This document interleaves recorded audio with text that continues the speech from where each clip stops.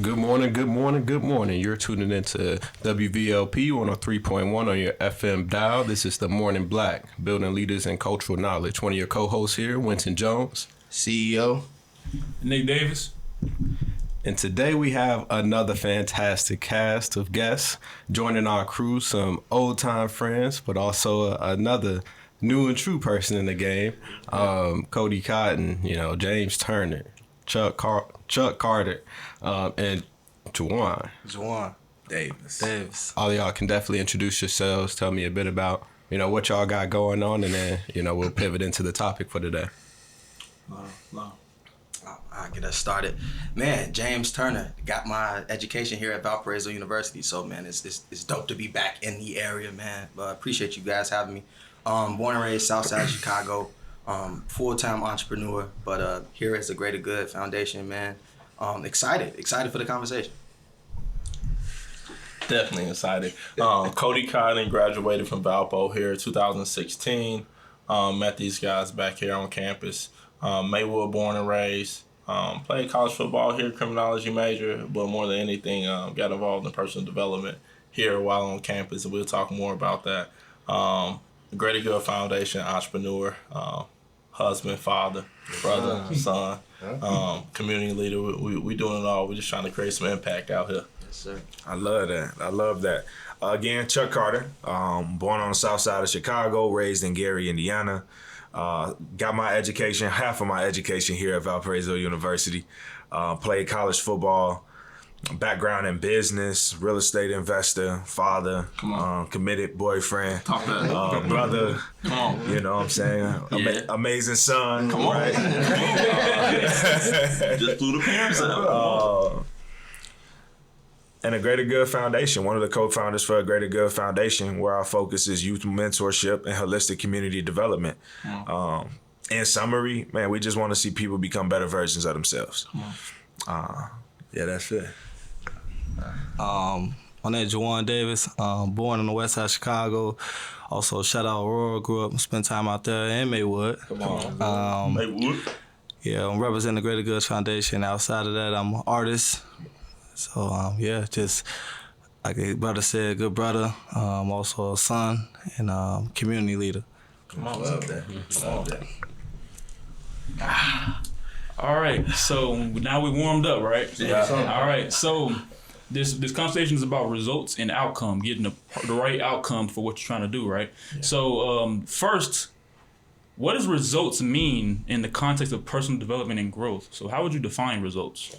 That's good. They came strong with it. I know, right? It was no warm up. You say no icebreaker. There was no context. This is who I'm with. Okay. We could at least stretch the Yeah, you know what I'm saying? I'm going to ask you to answer one more time. Let's go again. Ask the question one more time. It's straight hot stuff for the rest of this. You know. So what does results mean in the context of personal development and growth? I got it. I'll talk, man. The first thing that comes to my mind when I think about results, as we mean it, is just progress. It's not a destination. It's not a fixed image or a dollar amount in your bank account, a specific car. It's the process of making progress on the goals that you set for yourself. As the young people would say, it's motion. It's motion. In the right direction. Right. So that's how I would say we define results. Yeah, it's growth. It's growth. It's perpetual being, right? The very perpetual being of our nature is growth. You look at everything around us, trees growing, grass growing, like everything in nature is naturally growing. So our goal is results. It's like, what's aligned with nature? And that's to grow. That's to be creative. That's to be in your passion. We say your purpose is to serve. Your passion is how you serve, but it's also how you create and how you grow. Yeah, and I'm going to kind of piggyback off what those two said. I look at results as feedback. It's just feedback on how to move forward. So like Chuck said, if I get the goal, good. If I don't get the goal, what do I need to do now to adjust so that I can get the goal next time? So results are just literally feedback on how I performed previously. Okay, so we define results. So now, how does goal setting play a part in results, in that progress as y'all defined it? You got it? goal setting is like off the results. You know, if you fail, you can learn from it and go to the drawing boards and strategize off that. So the goals really is like just piggybacking off that. Well, man, the goals. That's a whole podcast on itself, man. You talking about who is that? Socrates that said, "Where there's no vision, when the people will perish." Yeah, Socrates. So the goal just gives us direction. Well, James say something all the time that we love. I ain't gonna take it. Go ahead, James. I guess you talking about when purpose and identity is unknown, abuse and Yes. Yeah. So Say it again. So really, I got this from Brother James. So I'm gonna give love to Brother James because I know you probably heard this. But he said when purpose and identity is unknown, abuse is inevitable.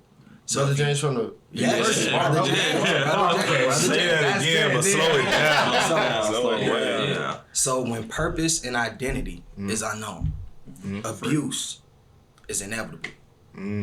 Yeah. So when Abuse from and to who? Exactly. So if you don't Self. know, exactly, from self, from environment, from family members, from whoever, because you don't know what you want, you will allow other people to tell you what you want. And that's the unfortunate part. Facts, man. And even if I could just tap in more on the goals, the way we teach goals and we understand goals is very different from most people. Right. We love SMART goals, right? But for us, we were taught ABC goals by Bob Proctor. An A goal is something you know how to do. A B goal is something you think you know how to do. And C goal is something you really, really want to do, but that's the shit that make you scared. That's the stuff that makes you like timid. You don't want to tell anybody. That's the one that makes you get terror-bearer. It makes you get it makes you get nervous. It makes you get the feelings of unsureness. You don't want to speak about it because you're not sure if you can hit it, but that's where the growth is at. Right. You really only grow with that C goal. You don't get too much growth with the A goal because if it's something you know how to do, you're moving laterally. You don't gotta change who you like. The person who I am right now, like, could get that goal. Right. When I said I wanted to get my master's degree, it was a thought. It was such a C goal. But like now it became an A goal, something I knew how to do. But I had to become somebody different in the process to achieve that goal. And then you change it, you get a new C goal. I love how you just said that because that's super important. Like setting the goal is important, but accomplishing the goal isn't important at all. Let's be real. The most important thing is who you become in pursuit of the goal. Come on. So like he said, like Cody, I don't know if y'all know, but he is not a great student. Like I'm no knock on you, I love him. But he's not a great student. He turned into a I know he takes it the wrong way. He turned into a great student. I had to turn into a great student. Bro, I saw something on social media, and I hope this resonates with everybody. He said, when you first start going to the gym, it becomes a discipline. He was like, but then after a while, it becomes a desire. Right. So he took the discipline from not being a great student, but knowing he needed to be until it became a desire. He was like, you know what, I'm going to perform at a high level. I'm a dog, man. Yeah, and I hope that this resonates because a lot of times we do things because we know it will help us improve, but we don't want to do it. Like we don't want to do it because it's discipline. But then it gets to the point where you desire to do the thing. Think about going to the gym. Like the guys will tell you, like I'm trying to sneak in and work out whenever I can get it because like now I desire that feeling of improvement. Right. Yeah. That's fine. When we talking about goals and the process and the person you become when trying to reach those goals, right? A big thing that y'all emphasized to me and like throughout my life coming through Chicago and community, with all this, the important part is self-development through all of it. No matter what stage you're in, no matter if you obtain the goal, no matter if you're in the process of getting the goal, that self-development part never leaves. It's always universal. Can y'all touch on that and talk about why self-development is so important? Yeah, this honestly, it connected with one of the thoughts I had when I connected results to the significance of a goal. A lot of times we need bumpers in our life. Right. Like we need something to safeguard us or to protect us from our environments. Right. And it doesn't necessarily need to be a negative environment. I just mean from things that you don't necessarily want. Right. So the significance that self-development plays as it relates to having goals and creating the results that you want is when you put goals together with this idea of a journey, developing a journey of growth, it is being intentional about making sure you're making progress toward what you want. Right. So to me, how I'm interpreting it is Development is just intentional growth.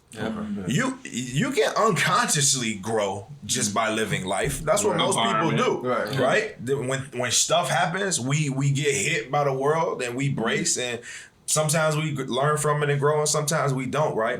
But self-growth, meaning intentionally choosing to grow, is the process of me waking up every day or almost every day and reflecting on my decisions, reflecting on my thoughts, on the information that I'm consuming, on the people that I'm spending time with, the places that I'm spending time, and choosing the things that are pushing me toward my goals. So that's how I see self-development. I definitely want to speak on this. I got a heavy truth on this, right? Because when we was in college, again, we didn't just like, yo, let's go self-development, right? Nah. You know, and we always talk about the business network marketing and how it introduced us to it. But we be telling our youth all the time, most people don't get what they want. Come on. Because they don't know what they want. Most people don't know what they want because they don't know who they are. Come on. And most people don't know who they are because they haven't spent enough time with themselves, asking themselves the right questions. You gotta slow down. You gotta slow that motion down. That's real. You gotta slow that motion down. Yeah. So when you start asking yourself quality questions, you start asking yourself the right questions, you start getting quality answers. Those quality answers are directly correlated to the awareness you have on yourself. Who am I as a person? Do I need to sit in the desk? Do I need to be moving? Do I need to travel? Do I need to work with people? These are all questions that have to do just within the field of occupation. It has nothing to do with the foods you like, who you want to be with, your faith, your religion, but it starts with having the idea of asking yourself, what do you want? That's surface level. And then going Why deeper do you and want deeper. it? Why do you want it? When do I feel the way that I feel?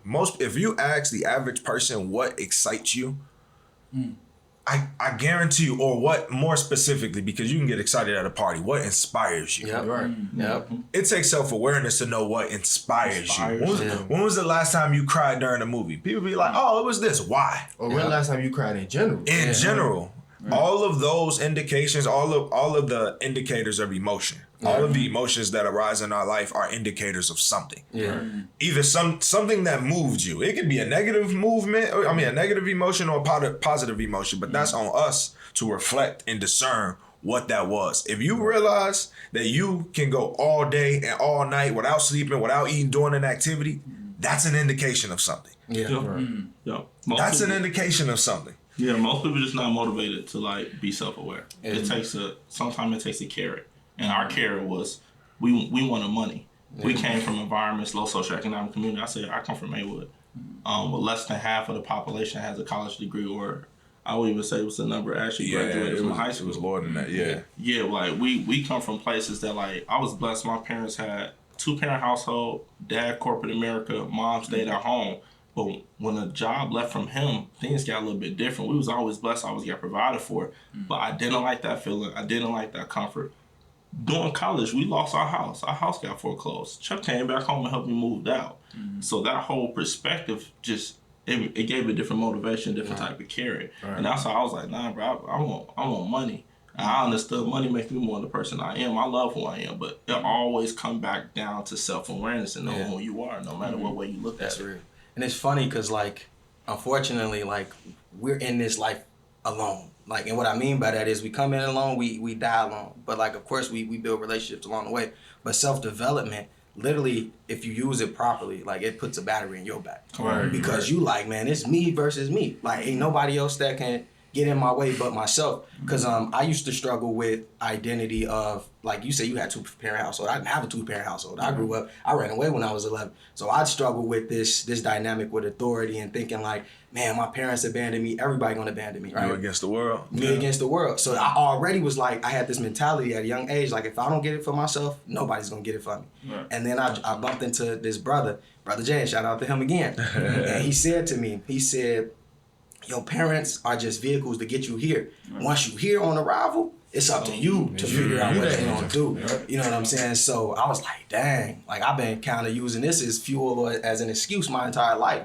But the reality was it was crippling me because when purpose and identity is unknown. Slow it down, man.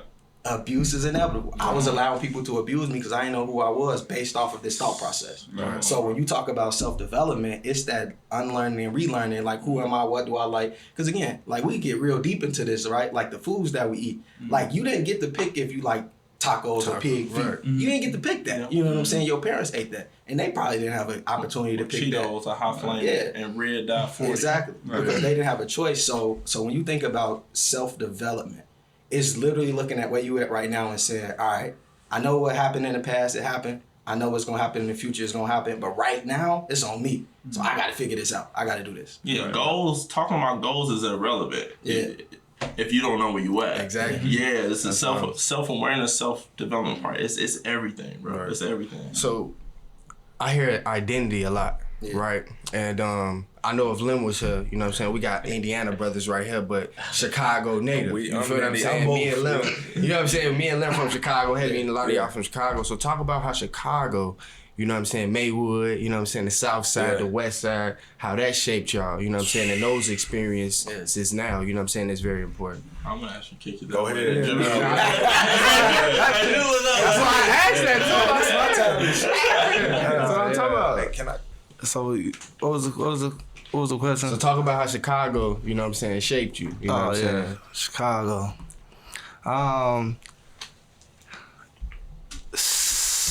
Start, right? Man, yeah, but just growing up in an environment around a lot of different people that are just going through similar, the same story that I have, and just the circumstance we was up against. Just like James said, just growing up, some people's growing up without father figures, a lot of unknown leaderships in the communities. So like, a lot of people have to like raise themselves. Right. And Chicago, like, it builds character in you to be able to know how to survive in anything. Right. And that's the beauty of it because, you know, people always talk about, like, the negativity of it, like, going through a struggle, right? Or the trenches, you know what I'm saying? But the trenches and the struggle really builds you up to be the person you need to be in order for you to survive, you know what I'm saying, in the different, you know, settings. If you grow from it. Yeah. But, like, Chicago is definitely played a big part of my life with everything I was up against, you know what I'm saying, just off the observing side of it and also just going through it. Yeah. It taught me how to value life and value other people because the things you up against growing up in Chicago, it gives you like the emotional side of it to be able to know how to listen to someone and love someone and actually like want to like build with people, like, you know what I'm saying, that coming together and doing what's right for the community and also for our own lives, you know what I'm saying. Everybody out there trying to make it. Either you rapping or you playing ball. So it's just it's a beautiful thing for me, like with Chicago growing up in the struggle, because it made me who I am today, and I love myself and I love everything I went through, because if I probably didn't go through the things I went through growing up in Chicago, man, I probably crashed out with everything I went through to like leading up to today. Right. So Chicago is Chicago, man. Yeah. And I love that city, and I'm looking forward to seeing, you know, more things come out of Chicago. Yeah, I think a big thing that you touched on, I kind of heard on, was that community piece. See what I'm saying? Like, you know what I'm saying, being able to lean on others. And I think in Chicago, that's one of the most important things that people would hold on the negative that we have going on, but a lot of things that we do is really community based. So that segues with when we're talking about Greater Good Foundation, we talk about mentorship, how important mentorship is. And we're growing up in Chicago, we don't be having a lot of mentors or a lot of people that, you know what I'm saying, we want to step up and be that big brother or be that big mentor, be that big symbol for somebody. So what made y'all want to get into mentorship and understand how important and impactful that is to the community? It was the lack of resources for me, and the mentorship saved my life. Like I didn't have a father coming up. My mom was in and out the hospital since I known her, so like I really didn't have a full-time mom. So like I was raised and guided by the streets. You know what I'm saying? People who didn't even know themselves, people who just hearing things just like I was hearing things, saying it's the right thing to go about it, you know, that conditioned mentality. So the mentorship really, like, you know, I had a mentor step in my life back in 2013, named Reggie Smith, and he was like a father to me. And he took me out of my environments and actually let me see more than Chicago, the west side of Chicago or Maywood.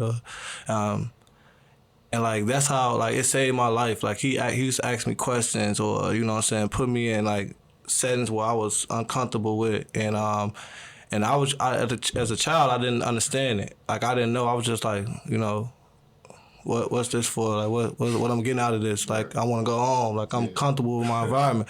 But like growing up and experiencing what I experienced, like I understand it now better. Like well, it was just personal growth, personal development. You know what I'm saying? Building character, and it made me who I am today. And like I said, I can't. I can't. It's nothing I can give back to him in the way of being a mentor now, you know what I'm saying, giving back in the way because how much that saved my life and how much it grew me up and how much it was so important for me important for him to step in my life at that time and, you know, play that role with me, you know what I'm saying, and take me out of my environments and, you know what I'm saying, just, you know, give me the opportunity to grow. You know what I'm saying? Take a chance with me. And in those communities, you don't get those type of chances. You know what I'm saying? Opportunity is very limited due to the lack of the resources, and also people don't have like the leadership in families or in the community. So it was a big thing for me. It plays a big part in my life. So that's my reason of, you know, stepping in the role of mentoring because it's so important and people just need a chance. They need a chance and an opportunity. And once you give them that, you know what I'm saying, you can see what's to them. You know what I'm saying? Actually give them a chance for them to grow and actually learn them better and give them a chance for them to showcase themselves to the world. So the mentorship is very important, very important. It just takes a strong figure to, you know, step up and play that role. It's hard to play that role because it comes with a lot. And so to be able to step in the shoes of being a mentor, it's just all you know, me versus me moments I had growing up and just, you know, just making me strong, mentally preparing for this, you know, and understanding, you know what I'm saying, how important it is and you know, the results of it, you know what I'm saying, and what it did to me. So that's what I'm based off. Like, I believe in it because of the results it did for me. Because, if I never went to the mentoring system, I probably thought it was just the environment. Like, I'm gonna live and die in my environment. I don't care about nothing else outside of this. This is what it is. Like, you know what I'm saying? Right. You kicking in Valparaiso, Indiana. You should. Right.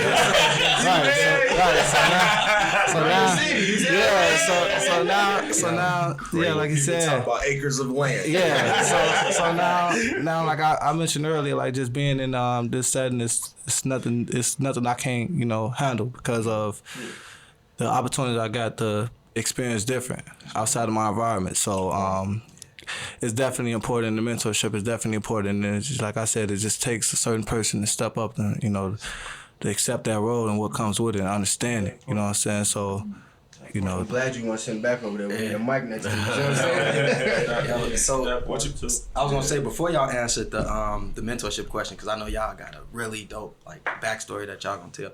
Man, Chicago one of the dopest cities in the world. Come on, like, I gotta say that because like a lot of times like and I know a lot of people experience like a struggle or some form of struggle in Chicago, but that's everywhere. Let's call a spade a spade. The Latinos and the Black community have different experiences of what Chicago is. 1,000%. And for me, man, I was blessed to travel around the city a lot. Like I stayed literally everywhere except out west. I don't really rock with out west like that. Hold up, man. You know what I'm saying?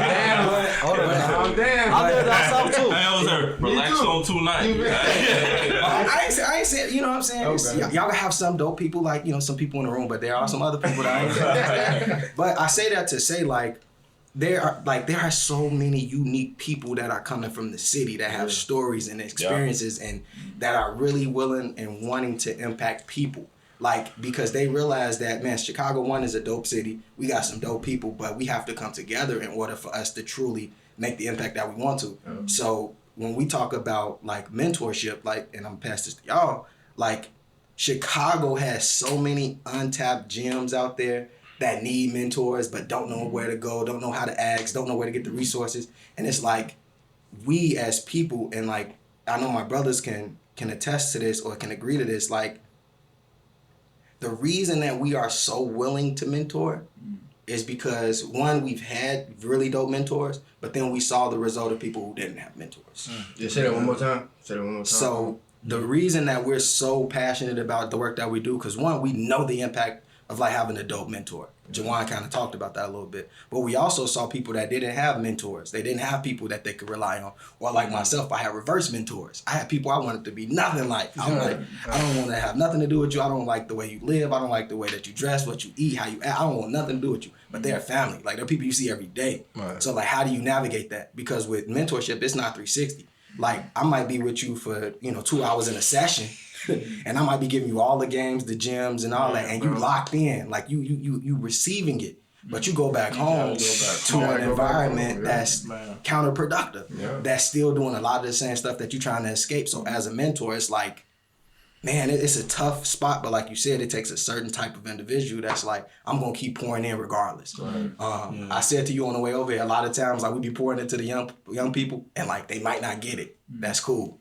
It's our job to keep showing up, keep pouring into them, because 10 years from now, they're going to be like, I remember AGGF came into this session and they said X, Y, Z, and now I just experienced it. And I'm like, bro, I just couldn't see it at the time. So that's why, to me, mentorship is important. But I had to give some love to Chicago, because I know a lot of times, like, you hear about the bad stuff, you don't hear about the good, but it's a lot of gems out there.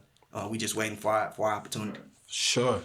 And I want to say, Well, I figured y'all still gonna They answer. on the mentorship. Nah, you know they gonna go crazy. Man, it's been so much said. I'm really taken back by what they said, just listening, just on it, because so much on mentorship, and like, man, just is real, bro. Because a lot of people in Chicago, I kind of feel like we don't get a chance to get to them early enough. Yep. Because a lot of time we're getting to them. We wouldn't if it was up to you. That's an inside joke. That's an off the record conversation. They say I don't like working with the young. Well, I'm like, I hate that. I like working with high school and college, but we work with some middle schools, man. But even at that, the subconscious mind is, that's who 95%. That's who we are. Our subconscious mind is our habits, our emotions, our behaviors. It's our programming. It's our paradigms, right? You hear 19 Keys talking about shadow work, right? That part of us is starting to get closed off around 5, 6, 7. That's when that conscious mind starting to develop. We get the kids after that. After that, the paradigm is already set. Hold on. Break down when you say that's when the conscious mind starts to. So your conscious mind is your thinking mind. And paradigm too. When you're, I got you. So a paradigm is I'm gonna give you directly from Bob Proctor, is a multitude of habits stored in your subconscious mind. Or you could look at it as a computer programming. It's a programming that automatically runs without you thinking. Like, everyone is breathing right now. The heartbeat is ringing. No one's drooling over their mouth. I can raise my hand and talk at the same time. I can even hit a different language. Comprende? You know what I'm saying? So, like, that subconscious mind, by the time we're able to start thinking for ourselves, 5, 6, 7, we can only think thoughts that are in harmony with our subconscious mind. So that subconscious mind was created through programming what was in our environment. So basically what I'm saying about all that is, when James is talking about like some of you get to choose what you eat. You wouldn't get to choose what we eat, any of that. Like when we working with the kids, the kids are just a younger version of their environments, their parents. Right. So that's why I said we don't always get them early enough. That's why I said mentorship, like he said, it's not a 360 job. We be trying to make it as 360 as possible. Trying to set up different environments and resources to make that, just because we know we only get to plant those seeds, but most of the paradigm is set until they have a repetition of information, which is us showing up consistently, or an emotional impact. That's why we do what we do. That's why we take kids to Niagara Falls. That's why we're going to Columbia next week. That's why we're going all these different places where we travel, for their child, indoor skydiving next week, the next 2 weeks. 2 weeks. All different things to change their perspective on what's real. A child can't be what a child can't see. Right. Most importantly, adults can't be what adults can't see. Adults need to travel out the environment. Adults need to go places too. So I was just saying all that to say, because I just thought about when you said that, I was just like, man, bro, like, it's an ongoing job because we don't get them early enough. If we get them at 2, 3, 4 years old, I mean, man, humbly speaking, watching my kids the way my kids move, they model me. I don't have to do much work. I just need to show up and be who I know I am. I'm not even preaching to them as much. I'm just doing. I'm just modeling. They see you. They see me. That's all it is. They don't do what they say. Do what we say. They do what we do.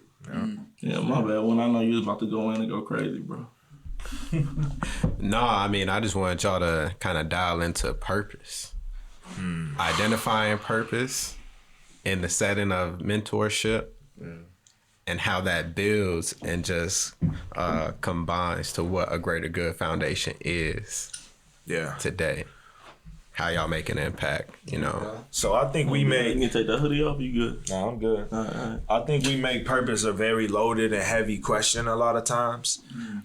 You hear it in religious spaces, you hear it in spiritual spaces, and especially and also in the personal development space. Like, man, what's your purpose?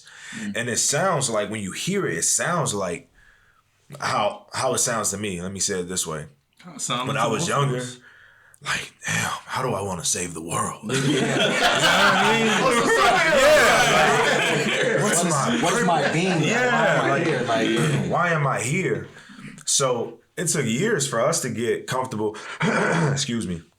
It took years for us to get comfortable with this idea that our purpose is to serve the other people, nature, the other spaces that already exist or that will soon exist, right? Yeah, say what y'all told me in that one room when I came to when I first met y'all. You said everybody serves. Everybody serves. I gotta jump in, what I'm saying, real quick. I'm sorry, because I remember this. I will never forget this. You feel me? And that was the day you gave me the book, Rich Dad Poor Dad. You feel what I'm saying? But basically, you said everybody serves. Everybody serves. You know what I'm saying? No matter what you do, a cashier serves. You know what I'm saying? A waiter serves. A bank teller serves. Everybody serves. So once you understand that your purpose is service already, then it makes whatever you're doing easier. You know what I'm saying? And then you import what you want to do and who you are into that, and then you start shaping your future. Like what we doing right now, this is a service. Yeah. Like you gotta understand, this is a service. Yeah. So I want to be sure to answer Winton's question, how we orchestrate that in our programs. It's truly a journey of self-awareness. That's the answer. How you choose to serve is the journey of exploring as much stuff. Can you use profanity on here? I definitely said that. I swear. Shit. Caught myself. Exploring as much shit as you can get your hands on until you have enough self-awareness, until you've reflected long enough and thoroughly enough for you to have an understanding of what, when you do this activity, it makes you feel this way. That is how you know where you're supposed to be serving. Yeah. Period. Point blank, period. When we started this organization, people were like, man, because we were so young, we were 22 and 23 years old. People like, y'all all got college degrees. Man, something in my eye. Y'all all got college degrees. Y'all all very well spoken, put together. Y'all could be running Fortune 500 companies. What made y'all choose to start a nonprofit organization? And I say, we were pulled to it. We were pulled to it. Like it took on an energy of its own. We wasn't being paid. It wasn't no cars. It wasn't no cell phone allowance. It was nothing sexy about graduating with a degree, having student loan debt, and being like, we're starting a nonprofit. It wasn't nothing sexy about it. So, to answer your question, when we talk to anybody, adults, this conversation right here resonates more with adults than it does for young people. Right. Because adults have lived enough life to compare what we're saying to something. A lot of times you're talking to a 14, 15-year-old, they ain't lived enough life yet. Yep. They ain't even ever had a job. If they did have a job, they was getting paid under the table by their auntie or uncle. You know what I'm saying? So when we have the conversation around purpose with adults for the most part, and we ask them what makes you feel on fire? Yep. What do you love to do? And then we give people permission to feel okay with whatever that is. Because a lot of people think it has to be a nonprofit. It has to be a teacher. It has to be something that sounds noble. No, if you a dope electrician, you're serving. Yeah. If you a dope rapper, You serving. Yo, If you make the best green eggs and ham sandwiches in the neighborhood, you serving. Yeah. So a lot of what we do is just giving people permission to choose how they serve that resonates with them.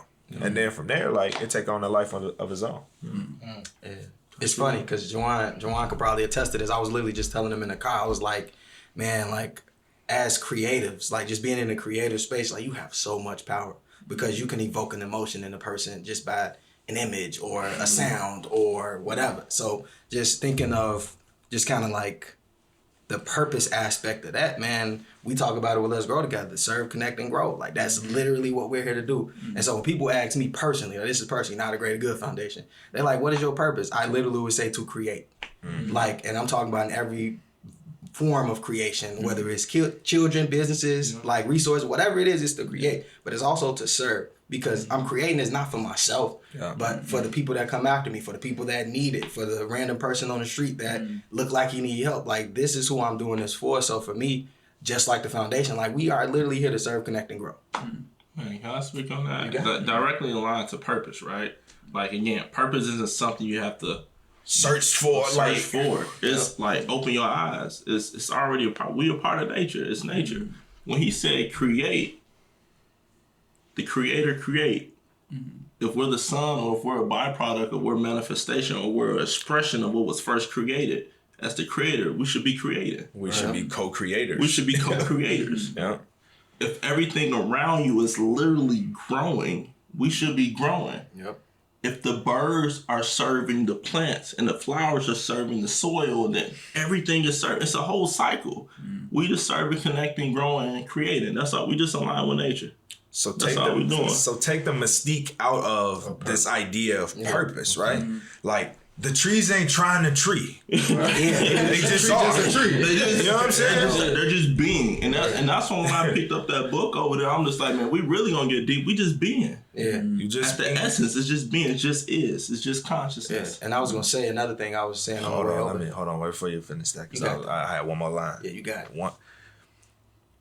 One of the most empowering things, especially young people can know, is that they have the ability to serve in their space.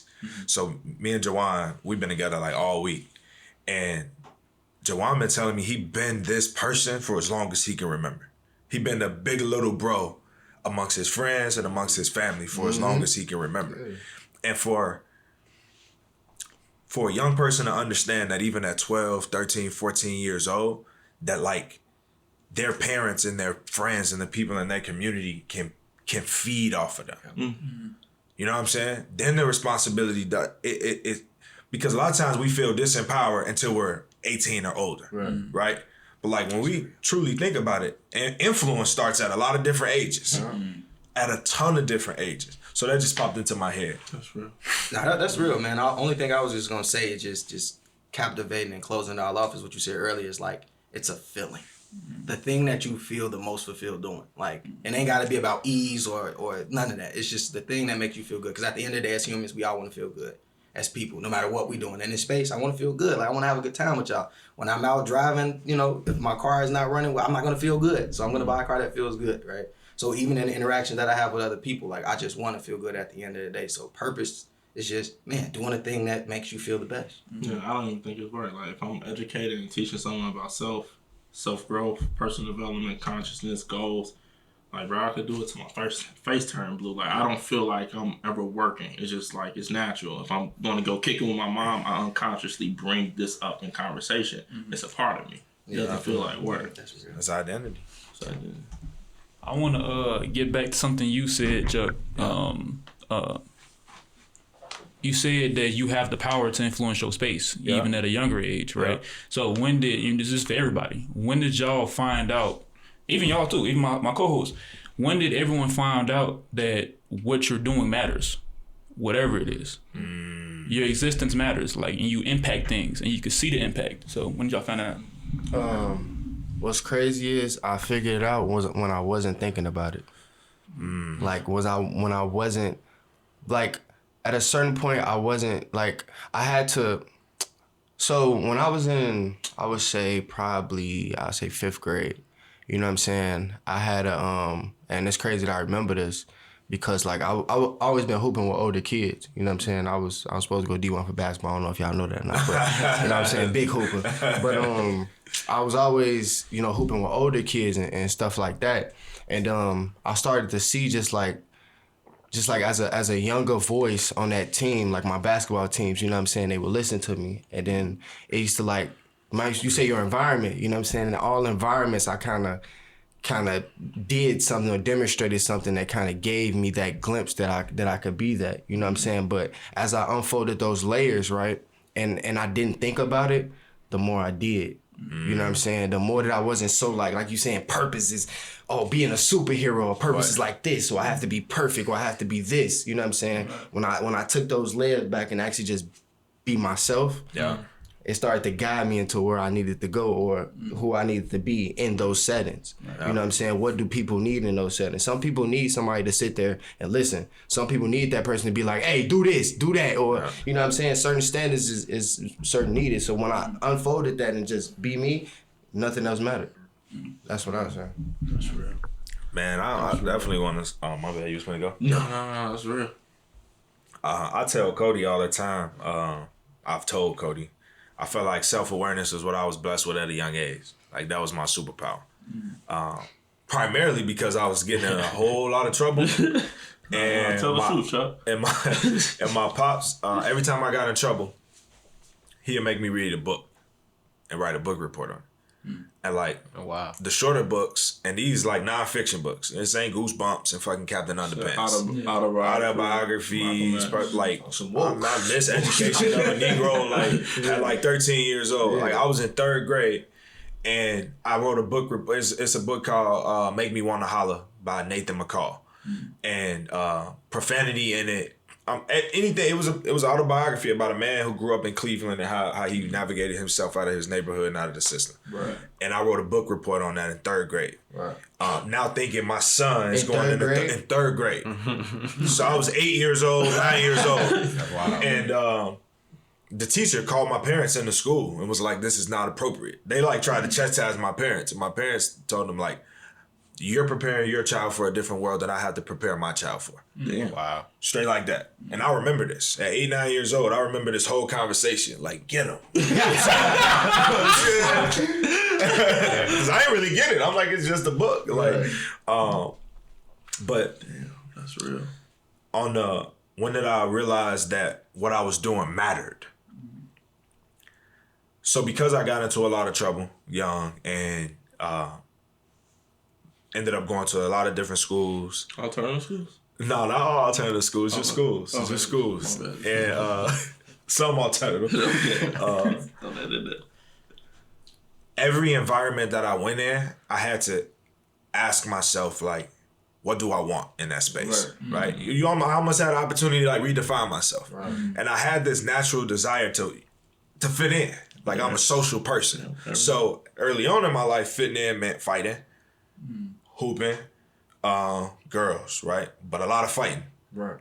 In every environment I went, I was getting the same results. I'm still fighting. I'm still hooping. I'm still, trying to be one of the cool kids.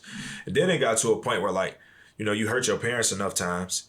You put yourself in unorthodox situations enough times. You're like, shit, is this worth it? Right? When 8th grade going into 9th grade, I made a conscious decision that unless someone put their hands on me, I wasn't going to fight. Because up until that point, I had never played an organized sport. And you did that yourself? Like this conscious decision? I mean, it was, I refuse to take full credit for that because it was so many seeds being planted. My family, like I didn't have coaches up until that point, but like my stepfather, my mother, like they was just very intentional about making sure that I was getting information that'll help me make decisions that were ahead of me or in those times. So, but yes, at the end of the day, like I gotta meet them halfway. Right. So yes, I did end up making that decision. I really wanted to play sports. At the end of the day, that was it. I up until 8th grade, I had never played an organized sport because I was always kicked out of school or in trouble or couldn't. And when I made that decision, I haven't gotten into a fight since 8th grade.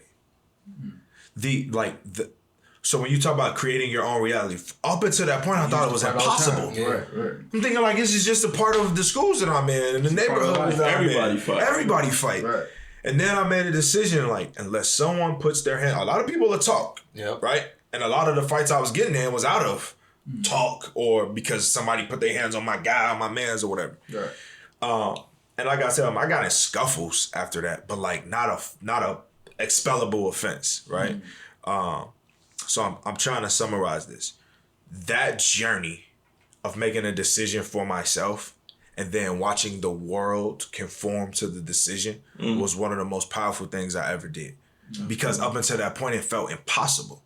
It felt like if somebody said, yo, mama, you gotta fight.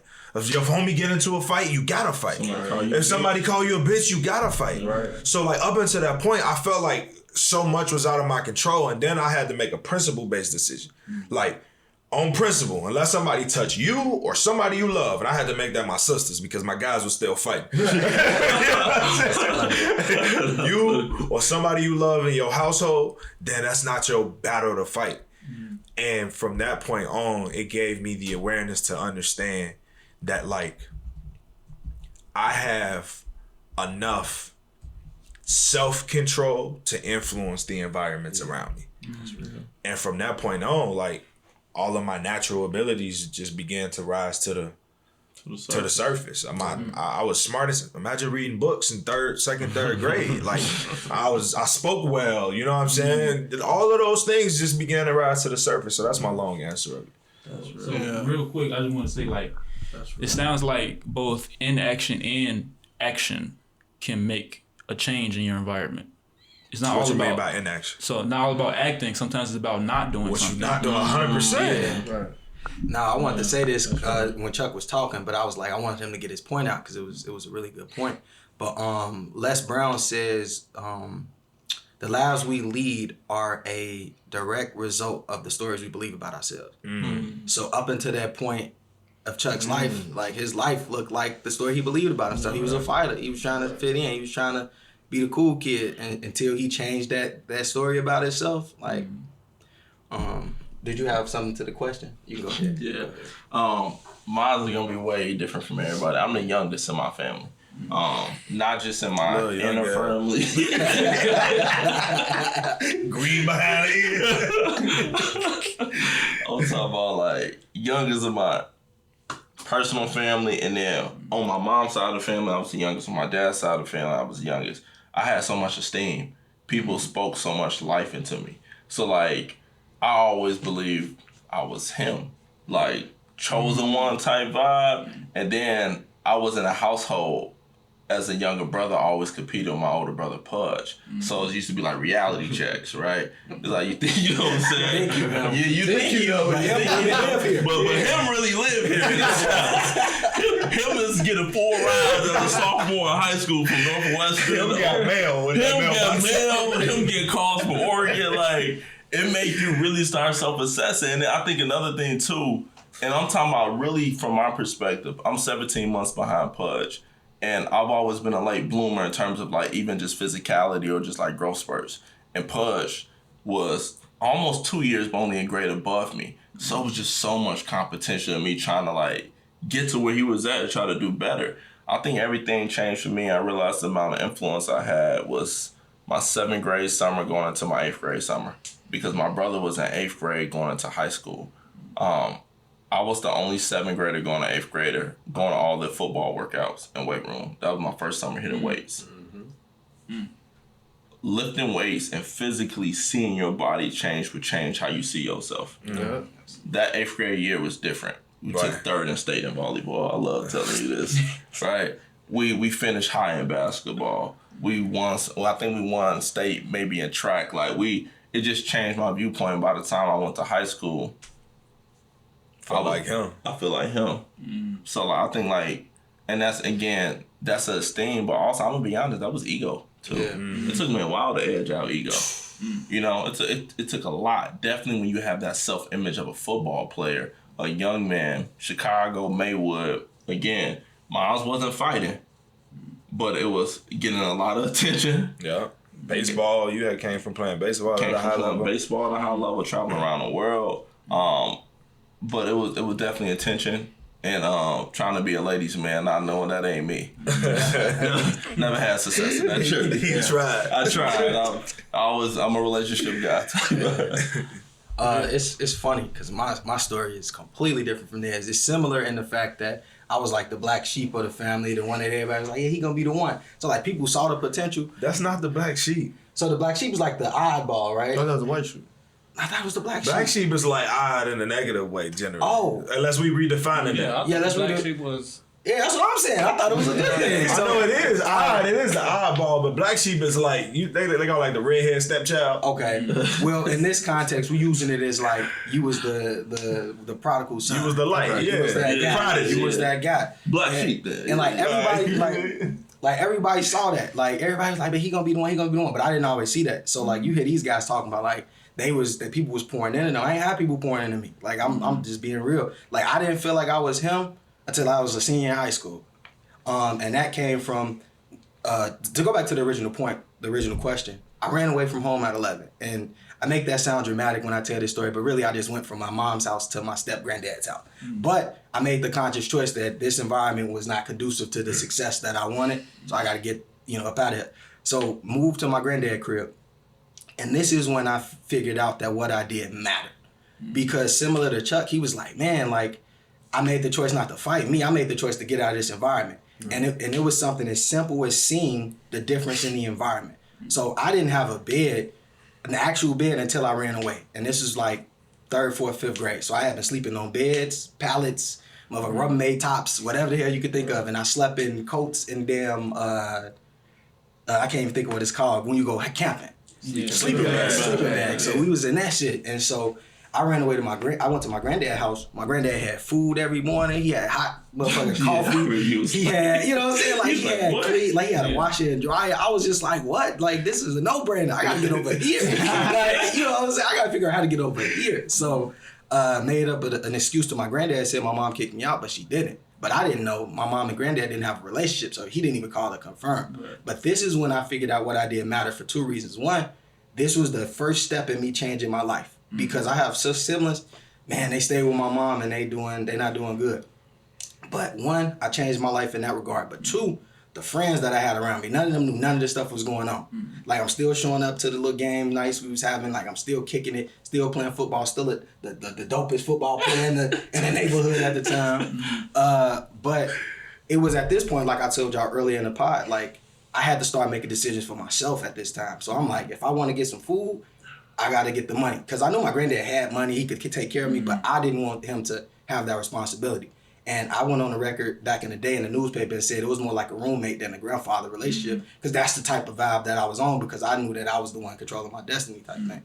But I got a group of my friends. I'm talking about these knucklehead kids to like get shovels, get snow. I mean, like go shovel snow, go rake. Like I had a team. I'm talking about at 11 years old. We knocking on doors, shoveling snow. Just so we can go buy the SmackDown versus Raw 05. Like, and I swear to God, we put all our money up, bought the game, went back to the crib and was playing it. That game was legendary. Well, that game was lit. But the reason that I said that was one of those impactful moments, because like, none of them dudes was doing none of that stuff before that, but they allowed me to talk them into doing it. Yeah. And it was like, it wasn't about, all right, I'm gonna make some money, you gonna make some money. Like, it was like, we doing this so that we can have this thing that we all want. Now, to be honest, it was one game disc that stayed at one person's house, don't get me wrong, but it showed me that I had something in me that people was willing to listen to after already hearing that my whole life. Yeah, I want. You got it. I definitely want to say when I was young, growing up, I was very observant, like, and I was always paying attention to details. Like hearing my mom say she can't pay the bills all through the year, seeing my friends in the neighborhood in and out of jail consistently, just repeated pattern. It was just normal. And watching my brothers and sisters, like, go through the same thing all through the year. Next year, we having the same problems. So I was just so observant with that. And I was just like, man, if I don't make a change, ain't nobody gonna make a change. You know what I'm saying? I was in that situation where I sat back and tried to see, like, maybe it's gonna be different next year. Maybe it's gonna be different next month. But it was the same thing. It was the same thing, repeated. And I was consciously unaware of like that I had like a impact of how I do on my family and my neighborhood. I didn't know because I was young. And who gonna listen to a young boy, you know what I'm saying? But I knew like once I started like, because I had similar stories of getting kicked out of school. Definitely got kicked out of school like 5th grade, 6th grade, and 7th grade. But my sister got kicked out 6th grade, 7th grade. My brother got kicked out 6th grade, 7th grade, 8th grade. So it was just normal. It just felt normal. So I was like, but it sucked though. It like the feeling of it was like, man, I don't want to live like this. We keep saying the same thing. It's not getting better. You know what I'm saying? You try to convince yourself that you cool, you happy. It's not. It's not. It's not good at all. And so when I started like going against old habits, like shutting them off and trying differently, I was like always so I think deep, like I think so deep. Whereas like when I did old like different things in my old habits, I used to sit back to like, what were the results of this and what was the results of that? I used to always compare and contrast a lot of things, and I was like, oh man, I got a different results out of this. So it made me just strive to want to see different. Like what else can I do that if I keep going against stuff that I was comfortable with doing. So with all the getting in trouble and stuff like that, I stopped getting in trouble. Like, I stopped getting in trouble. I started, like, falling back and talking different. You know what I'm saying? I started dressing different. I started, chill and hanging out. Chill, a lot more chill. Yeah.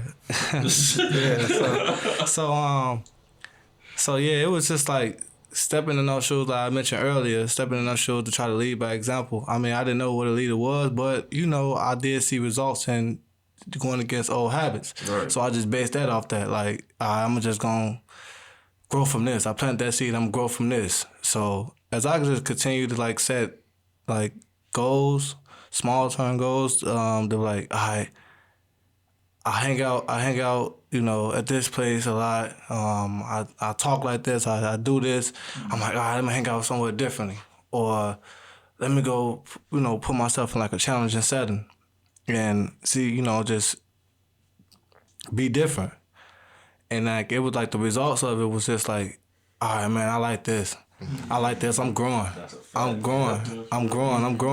So the feeling was it was what strived me to want to set the bar even higher. Right. So and then also it was just like my seeing like my family, because that was the most important thing for me is my family, growing. Like outside of my neighborhood, I couldn't control that. But like when my family would start saying like me do different things, traveling and you know what I'm saying, being in a different setting, just seeing me change myself. And I used to like just just throw little stuff out there like, oh man, you acting bougie now. Right. You from here, you don't pose to be like, you know what I'm saying? But it was a for me, I used to laugh at it because it was like, all right, y'all saying something different. Y'all saying something different. Right. Y'all saying like, we walk these same lines, and then y'all saying something different. So that was just like, I was trying to stay as consistent as I can with that. And as I just, got to the person I am today, everything I accomplished, it definitely shaped and changed, how my family and stuff think and move. And it gave them idea to want to travel more. It gave them idea to want to change, because like you mentioned earlier, like, Cody mentioned earlier when he said, I started to live it, where I used to bring it. It was my everyday life. Like anybody I talked to, anybody I was around, I just showed that. So now I'm like a leader. Now it's like, man, they gravitating towards me. They gravitating towards me. Like it was like I poured so much of myself that now it's like people so lost and they need that love. They need them feelings that I have that I'm showing myself, but I'm just doing the work with myself. Right. And it's like they gravitate me. Everybody gravitates from the adults to the kids to anybody. Everybody just gravitates because they want what I got. Like they want what I got. So I'm like, you see that light. Yeah. So I was like, man, I was again unconscious awareness of what I'm doing. I didn't know what I was doing, what impact it had. I didn't even know it was having an impact, but I used to pay attention to like, why do people call me a lot? Why do people want to talk to me a lot? Like, why do, from adults, why do they want to listen to me? Why do they want to, ask me questions? And I used to think like that because, like I said, I'm always a deep thinker. And I used to just be like, oh, maybe I got something they need. Like maybe I make sense to them, or maybe maybe they're inspired by what I'm doing. So when I learned my superpower, I was like, yeah. This is who I, And he got an amplifier too, man. Everybody don't have an amplifier. He got his music. Right. Yeah. Like he really got his music. I'm gonna share his info later, but he really got his music. It's amplifying and allowing other people to hear what he's thinking. They can hear his growth and his change. Yeah. Express that. He expressed it. And it'll live forever. It lives forever. When I heard his most recent album that dropped, On a Mission, Loving Yourself. Loving the whole album. I'm not just gonna pick one. The whole album. You hearing what he's saying. It don't matter whether you met him in 8th grade, senior year, a few years later, or now. When you hearing, you just like, that's what I want to be around. This is what I want my kids to listen to. I also want my homie, my OG to listen to this too. The Negroes on the block I want to listen to too. Yeah. Like it's like everyone. So I'm saying it in the type of way too. Like when you have music or you have an outlet, you have a source that amplifies that. It also helps somebody see your light as well. So that's powerful. So you mentioned handles and everything, information. So how can we find everybody? How can you find a Greater Good? Drop the album name, all of that. All right, go ahead. I'm gonna let bro start first on the album first. On all platforms, and B Dirk Money. That's my stage name. It's on Spotify, Apple Music, and Instagram, and B Dirk Money. And then as far as us, A Greater Good Foundation, AGGF, A Greater Good Foundation.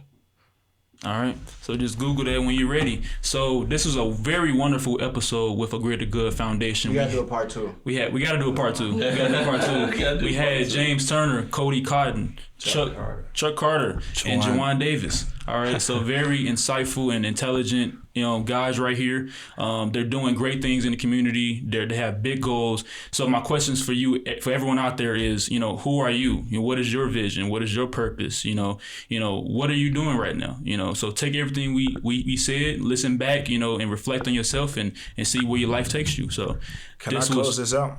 Close this out, Chuck. Can I close this out? Because I think the last question that you asked brings it all full circle. And the last comments Jawan just made.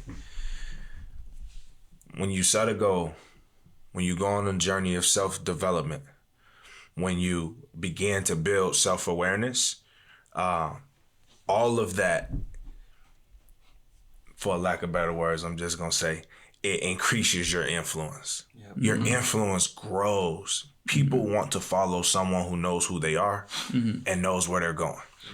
So to be a mentor, people want to follow someone who knows who they are and knows where they're going. They might not even know why they're following that person. They just feel safe. They feel secure. They feel free.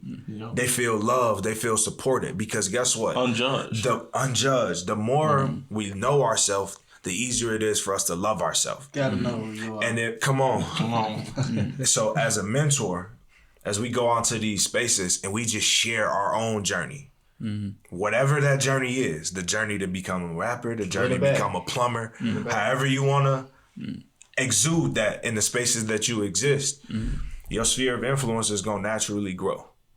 So I thought that was, when you said it, I was like, man, that bring the whole conversation full circle. So enough said. That was Chuck Carter. So this was Morning Black, building leaders in cultural knowledge on 103.1 FM, WVLP.